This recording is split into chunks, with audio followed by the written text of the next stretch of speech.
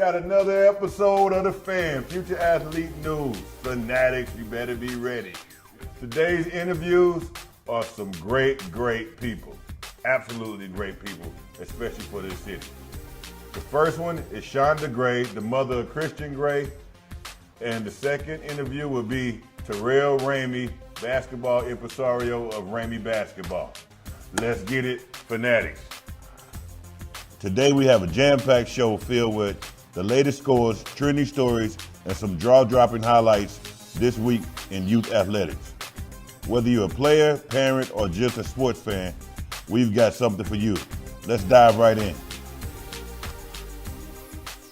What's the word? It's the voice of your top 10, Drake. We got some special guests. Y'all already know who they is. They're not really special. All right, we got your boy Laurence and Jahadi White. I got some questions for him. I never got to ask him on the first couple run rounds, but we're going to get to it. What's happening? We're going to get to it. Drake Unique, what's up, baby? So both of y'all have played with my GOAT and the NFL GOAT, okay? My GOAT, you thought I was going to say Jordan, but no, it's Allen Iverson, okay? How was that, man? How was that in Georgetown playing with AI? We're going to get to him first. I'm sorry. Who? That's fine. Playing with AI. So people don't know. First of all, me and AI came to Georgetown together.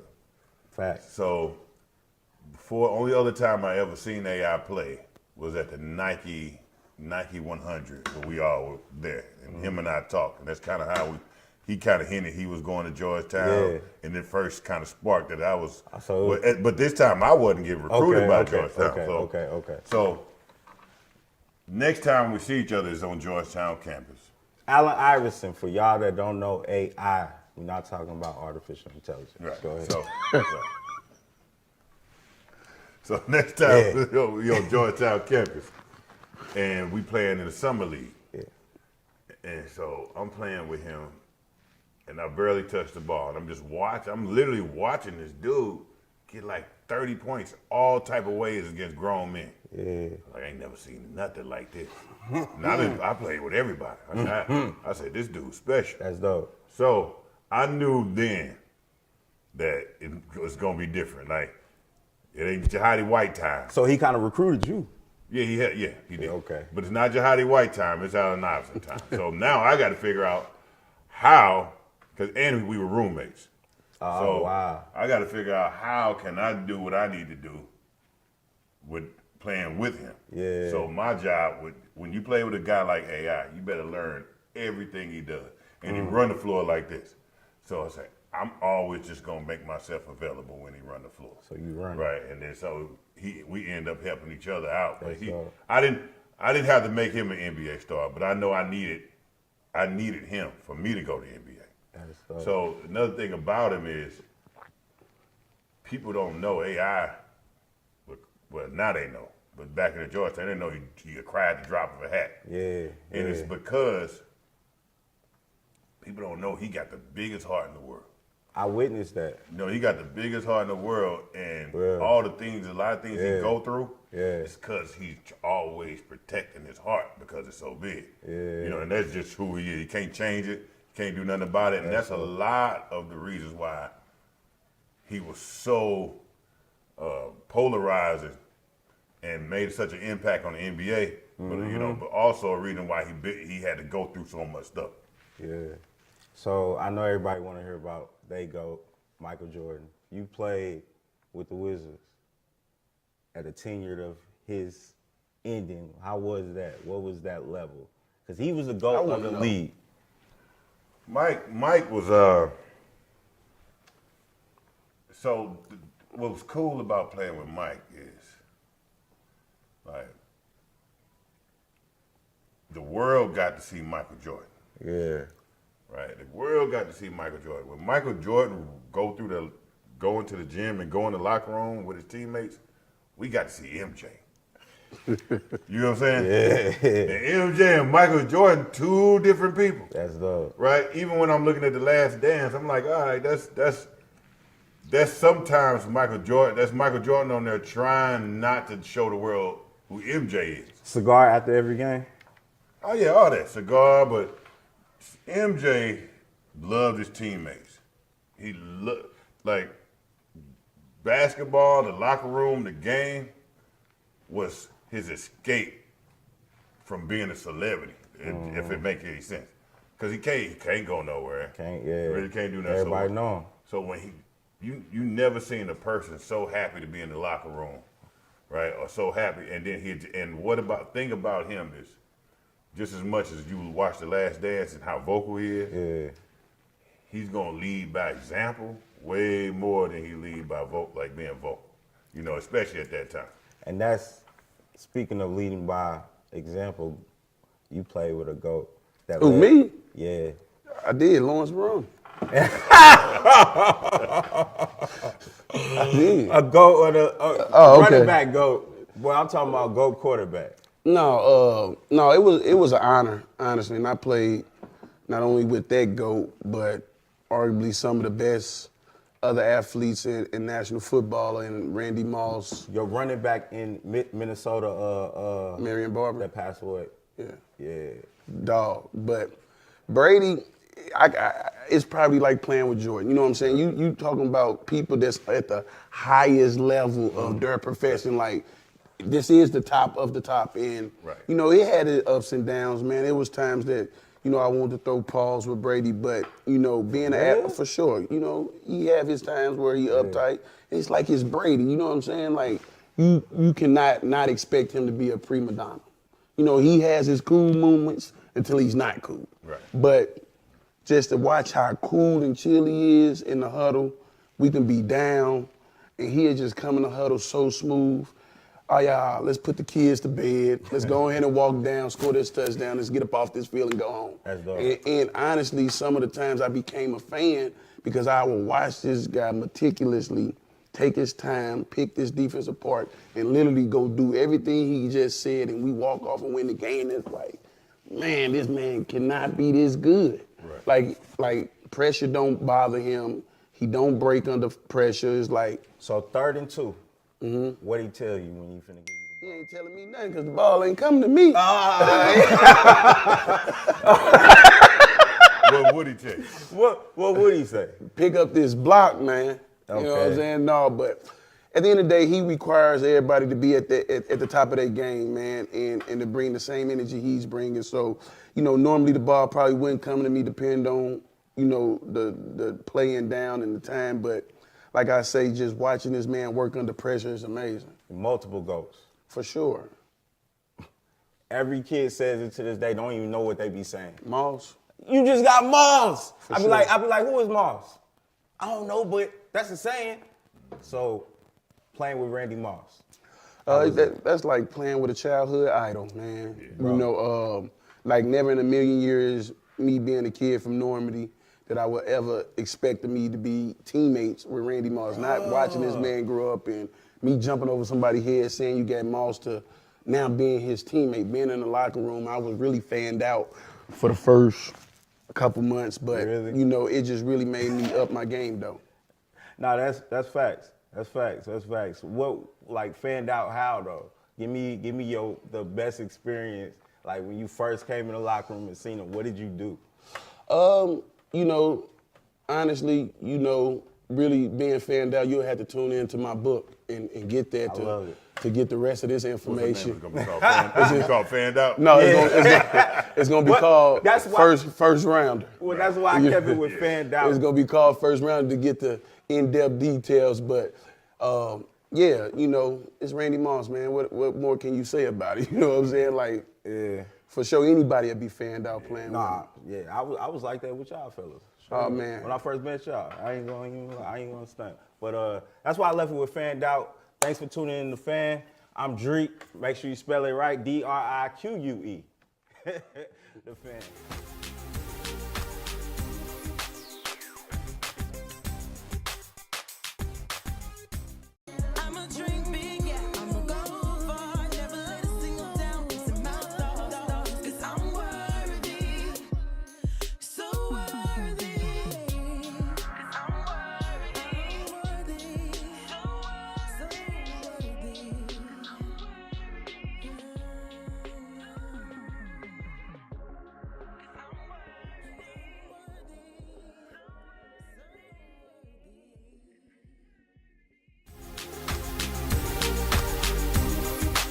Welcome back to the Fan. Today we have another great interview lined up for you guys today.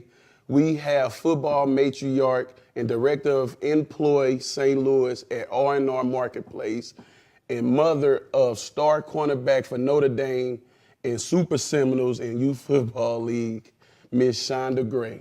Welcome. Thank you. Thanks for having me. For sure. So let's get into it. How old was your son and what made him get into sports? So when we started sports, he was 3. Oh, wow. 3 years old. You started He him played that young? basketball. He Okay. started playing basketball at the Y at 3 years old. And then he started playing baseball.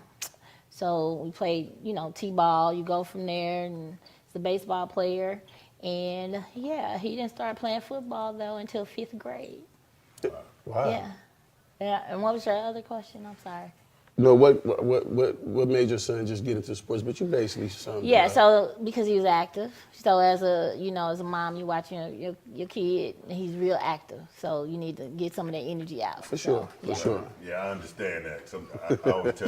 I always told my son's mother, he gonna find something to do either way. For Yeah. sure, If you don't give him something to do, he gonna find it. Yeah. for sure. And if he find it, it might not be the right way. Yeah. Because it's not gonna matter sometimes if it's good or bad. Right. It's gonna matter that he's active. Exactly. Right. Yeah. So I understand that completely.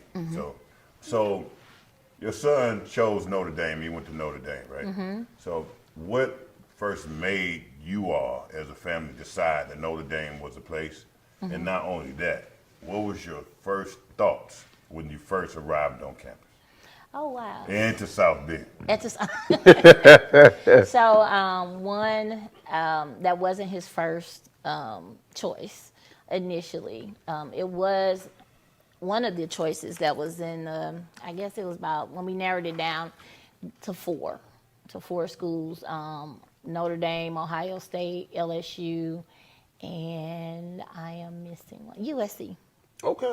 And so for us, it was really big around academics, faith, and then, of course, for him, it was all about football. But as a family, it was those things that we needed to make sure. And if it's a good fit, like even the team environment, so not just the school. So, like, a lot of those schools that I just named had great football programs, still have great football programs, but it was bigger than football for us as a family. But probably for him, he was like, I just want to play football. So, but getting to Notre Dame campus was it's very beautiful. I don't think people realize that the campus is not this large campus. It's their undergrad, I think it's like 8,500 if I'm not mistaken. But getting on that campus it's just beautiful. And the first time we walked out of the tunnel, like I had tears in my eyes. So when we walked down the tunnel, I walked behind Christian, and I was like, I think this is it. But I couldn't tell him. And so, but he came back, he has a great coaching staff. So Coach Freeman, Coach Marcus Freeman, and then Coach Mike Mickens, the corners coach. The recruitment staff was great.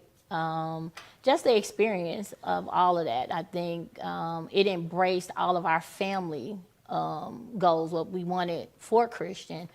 But Christian actually did not choose Notre Dame initially, that I learned later, because of his high school coach had went on to LSU. And so, yeah, so he silently committed to LSU without me even knowing or whatever. And so I didn't learn that till later. But he knew the whole time that Notre Dame was where he was supposed to be, because you're talking about the academics, and Coach Freeman still says to this day, choose hard. So he knew he had to choose. I'm gonna be in class every day, and I'm gonna go to practice every day. Sometimes you don't choose the school chooses you. Yeah.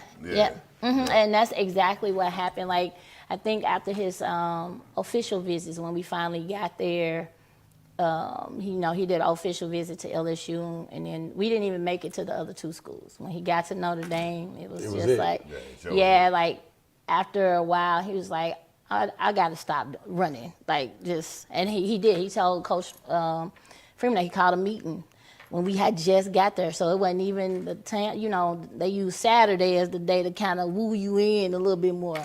He didn't wait. It was that Friday, and he called a meeting with Coach Ramey, and they made it happen. For sure. He went in there, and he was just like, hey, this is where I'm supposed to be. God told me this is where I'm supposed to be. I'm going to stop running and just, you know.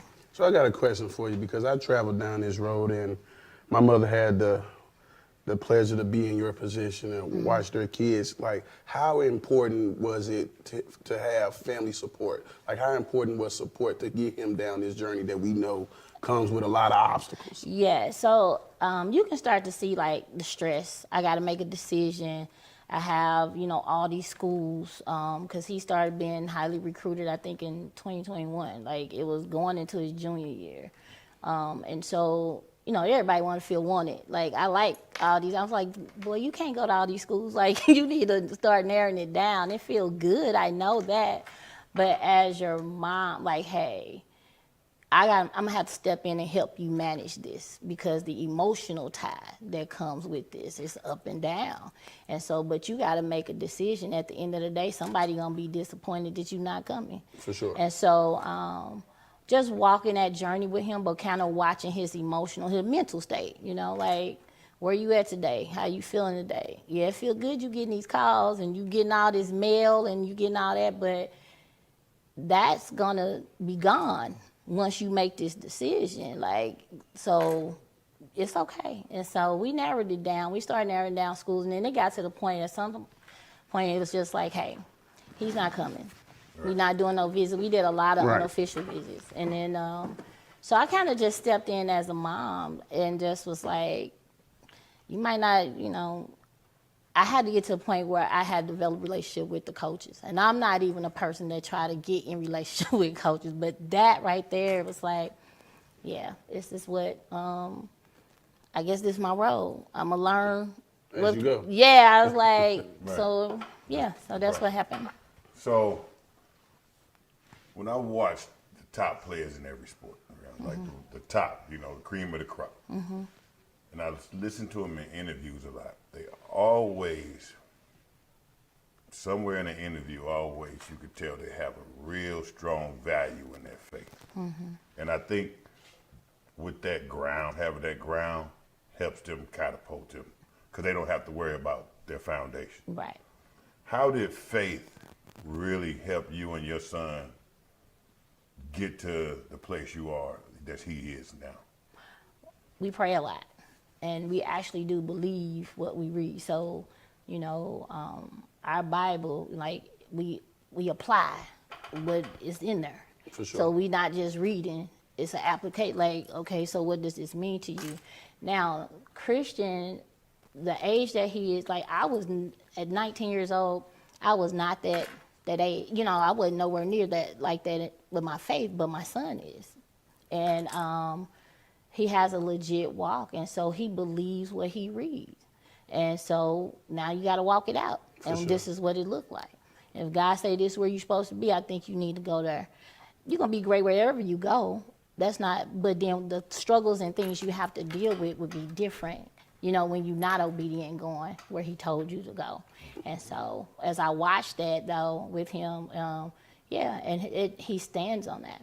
He reads, he plays his worship music, he listens to Christian hip hop, you know, like he is legit. Like, he walks that walk. For sure. And, you know, he is a 19-year-old kid. I ain't saying he don't make mistakes or whatever, but he actually believes what he reads. For sure. So to wrap this up, first and foremost, we want to say thank you for coming on the You're show. welcome. Thank you. We appreciate it. And before I let you go, I also want to say thank you, because you basically, with you and Christian, are taking a group of Little League kids to go down there to Notre Dame to watch their spring game, which I think it means a lot to the parents, because my son is one of them. And it's going to mean a lot to the kids. So we definitely want to say thank you for that. You are welcome. His goal was to get them to Notre Dame campus. Everybody don't get an opportunity. Yes. For sure. And that's a historic campus, too. Yes. For sure. So what's up next for him? A possible camp, football camp, free. Okay. We'll be Just looking, tag me in. looking forward to that. Absolutely. Listen, coming up next on The Fan, stay tuned.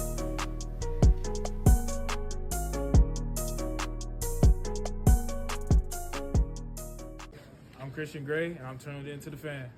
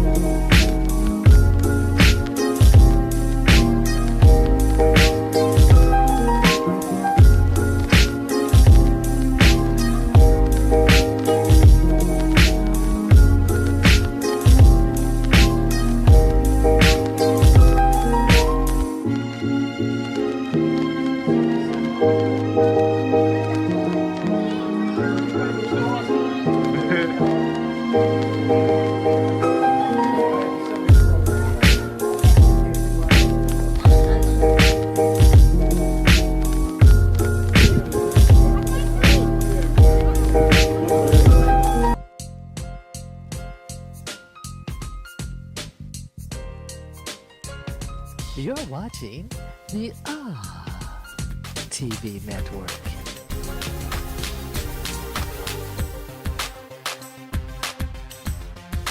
It's your boy Drake. Welcome back to the. It's your boy Drake, and welcome back to the fan. Guess what? We got another top 10. This one's from my boy John with Rax Digital. Number 10, we got some flag football. Ooh, he passed that in the pocket. How can you say there's no catch? He clearly got that, my boy. Here we go, number 9. Let's see what we got here. That flag football be turning up. I ain't even gonna lie. Woo! Laid it on the plate and he ate it for dinner. I see you, my boy. Good catch. Way to throw, quarterback. Way to throw. See, this flag football usually just the quarterback and the receivers. Oh, he was too open. He was too open. Where was you at, my boy? Where was you at? Oh my God. Talk about spillover. Number 7. Let's see. Here we go. Ooh, up the seam. He's not getting touched. Get out of there. Wow. Way to run that ball, boy. Way to run that ball. He definitely got some speed. Number 6. What we look like? This one's all flag football just for the ones that's questioning. Get out the way, sir. Bye. See you next week. Slime. 2 slime. I like the jersey. Okay, here we got quarterback steps in the pocket. He. How tall is that kid? He's like 6'4", 6'3". Oh my God. Too easy. Nah. Number 4. What we got here? John, what we got here? That's what's up. They let the big boy be the center. Ooh. He tossed that like it was nothing. Like a baby tossing an egg in a basket. Ooh. Head tap. Party over here. Number 3. Man, this flag football be turning up. I ain't even gonna lie. Oh my God. Is it good? Was his foot in? Let's see the replay. Yes, he dragged it in. I don't know about that other foot. I don't know. That's a close one. I wonder what they called that. Oh, it looked like they called it a touchdown. Here we go. Number 2. Let's check it out. He pulls back. Ooh, tossed it. Egg in the basket. Get off me. You are too little. Is that my dog, Kyron? Yep, it is. Too little. Watch your mouth, young man. That's my dog, bro. Good job. Number 1. Let's check it out. Let's see. Number 1 gotta be a big play. Oh, he got it with one hand. With the raccoon hat. One hand in the end zone. Get off me, bro. I don't think he was done yet. I think a few even so later. Much slime out there, we just had to get him 2 plays. Look. Check now. Other side. Woo! Head tap. Oh my God. My boy went off. He went off. I ain't even gonna lie. He went off. Well, that was another top 10 with the fan. Thanks for tuning in. Don't forget, send your clips.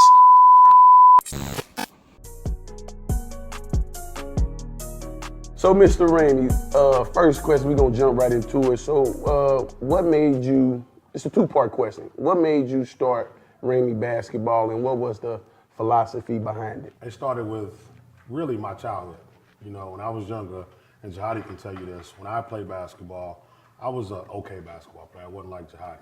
You know, Jahadi was wanted and needed.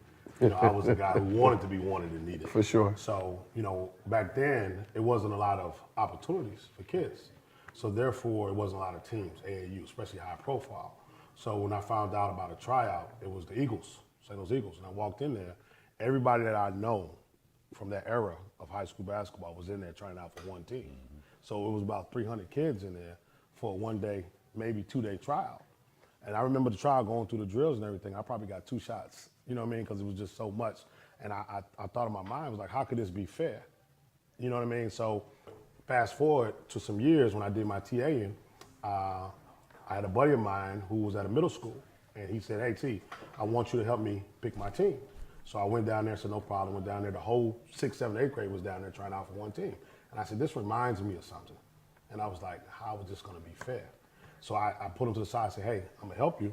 When you pick your team, can I just pick another team, the kids you don't want? So I did it, coached those kids up, you know what I mean? And these are middle schoolers.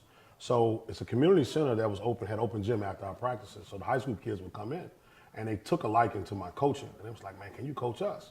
So I always believed in giving back and helping, you know, just from my upbringing.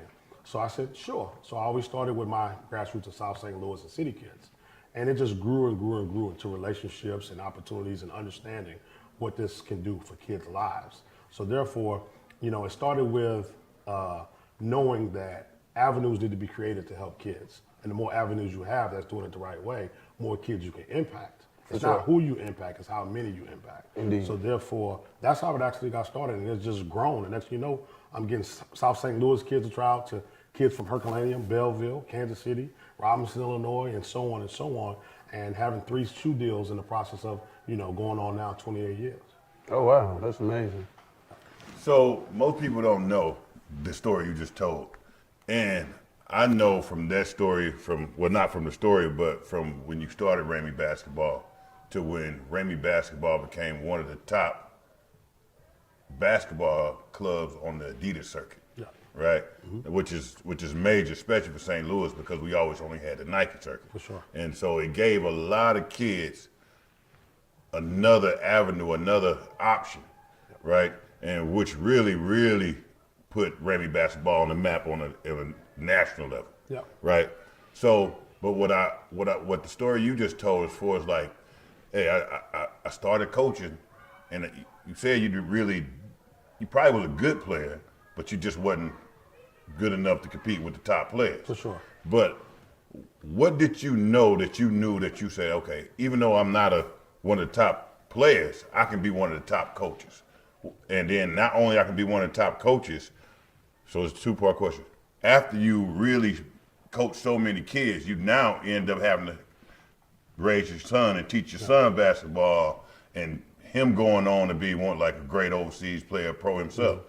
So what was it from that coaching journey that you learned that when it was time to pass things on to your son, you knew exactly what to give him? So back to my son, man, all of it is about being humble and being open to learn.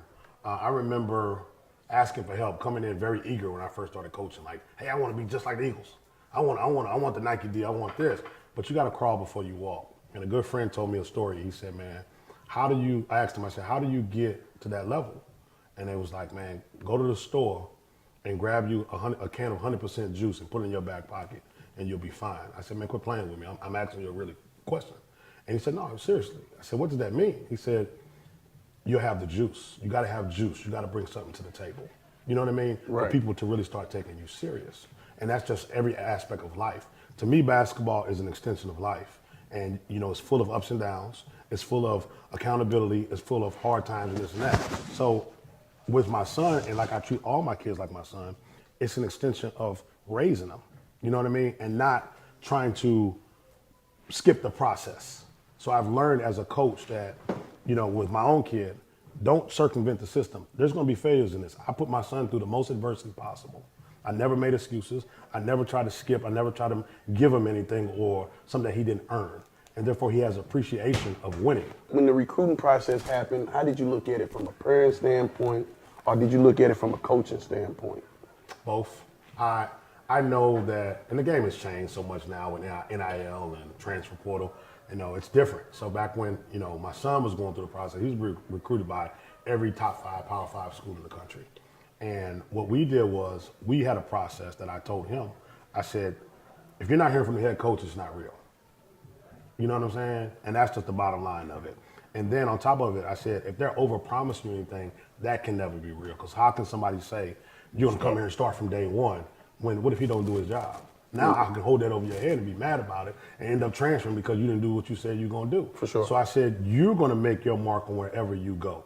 It just has to be the right fit. So it was based off of relationships. Who do you feel most comfortable with? So every 3 months, what we did throughout his freshman to senior year, because we had to reopen our recruitment when Patino and everything happened, I said, list me your top schools that's everybody's recruiting you and offered you. Put them in order and give me 3 good qualities and 2 bad qualities.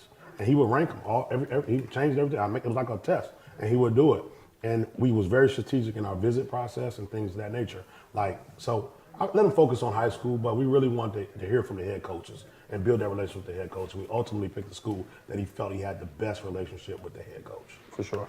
One thing I want to mention is you now are implementing a big part of Cardinal Ritter's basketball sports program, right? And when you went over there to Cardinal Ritter, the basketball sports program, the first thing you did was really kind of put a shining light on the alumni and the history, which sometimes people can forget the history. I mean, it got to the point where some players were like, I'm the best player that came out of school.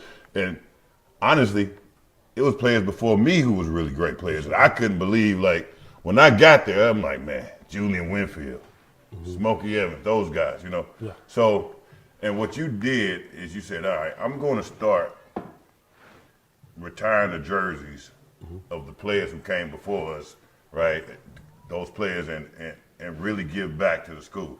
And to me, I think it really, it not only gave the players like myself, because you retired my jerseys, definitely thank you for that, but it gave those players that really felt like they pushed the program to what it was to, you know, and then along the pride, that pride. And what made that, you know, be something that you said, you know what, I'm definitely doing it? So you remember we had a conversation. I said, Jahadi, I got you. Right. I said, because my logic going into it, I had a strategic plan with Cardinal Ritter. And at first I didn't want to take the job. I just thought, when I was in high school at Roosevelt, I thought Cardinal Ritter was a preppy rich boy school. And it wasn't until I walked in that school and I saw leadership class, I saw all black kids, I saw the mission being upheld. It's an amazing situation, as we all know. So I said, as it relates to basketball, my process was, you can't get to where you want to go if you don't know where you was. These guys have built a dynasty, one of the best programs, not only in Missouri, but in the country. You talking about the NBA players of you, Laurence, Chris, so on and so on, Julian and Smokey, and all these state championships from Tom, Mr. Neal. It was so much history that was kind of pushed to the burden. I said, you know what? If we want to build this culture, they got to understand what this culture is about. So what's the best way to understand it? By not presenting it to them. And also, it's a deservance. You guys deserve all this because of what you've accomplished, what you sacrificed, and what you went through as young black men to persevere through Thekla, the original Cardinal Ritter. Right. You know what I mean? And make it on the next level, then the next level after that. So I always believe this. If I'm a child and I can look up and see a picture or understand that Jahadi walked these halls, and he made it to Georgetown, he made it to the NBA and played with Michael Jordan and knows this story, why can't I be one of those? Indeed. And that's the whole process of it. And the only way we can do that is by constantly echoing that through pictures and through verbiage and through understanding what your history is about. And that's what it's all about. And that's why it's kind of taken off, because we're a championship school. Yeah. We're not in this to win district titles. We're not in this to win, conference titles. We're in this to stay the bus, because that's the groundwork you guys set. So I never wanted to leave that history out. I know the difference between when Thekla and Spring happened and kind of got distant, but it all goes hand in hand because it's still Cardinal Ritter. And at the end of the day, Mr. Niels and Coach Thomas laid incredible groundwork for young black kids like yourself. So therefore, I'm in awe of it. You know what I mean? So therefore, It was my due diligence. Well, Coach Ramey, the legend. We appreciate you having. Yeah. We appreciate having you here. For sure. And you coming here and spending time with us. And dropping some knowledge. Yeah. I think you said a lot of stuff that the people really need to hear, man, especially about the culture and bringing that back. So thanks for being a part of our show. You guys two good brothers, man. This is a good So thing. up next on The Fan, stay tuned.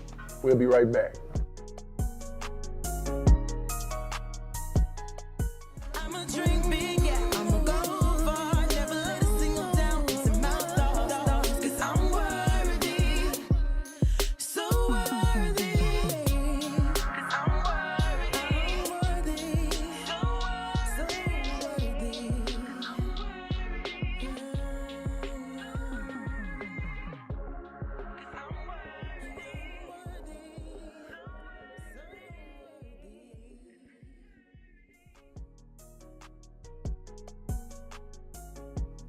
As we wrap up another great episode of The Fan, I'm your host, Laurence Maroney, I'm your host, Jahadi White. Your boy Drake. the voice of the top 10, and thanks for tuning in, and we out. Grand opening, grand closing.